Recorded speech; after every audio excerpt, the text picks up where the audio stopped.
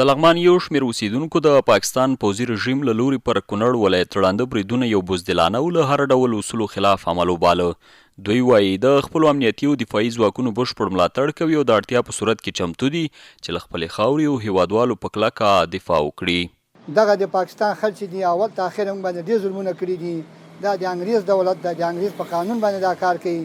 خدای د هلاکو تباه کړي، خدای د همت او قوت ورکړي اسلام ته، د افغانستان خلکو ته چې دغه سره موږ ټول مخنیوي وکړو، د دغو خلکو شاته ودرېږو، د طالبانو شاته، د مسلمانانو شاته، او دغه خلکو ته انډواله خدای د دې تباه او برباد کړي.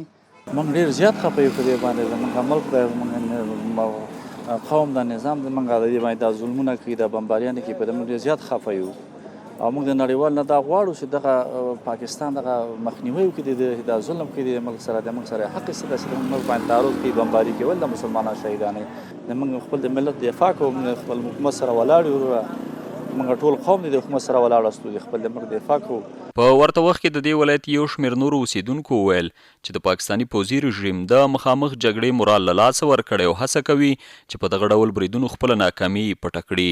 دغه بریدونو کې چې د عام خلک وژل کېږي، ماشومان دي، سپین ږیري دي، تورسري دي، زمونږ ورونو خورګانې وژل کېږي.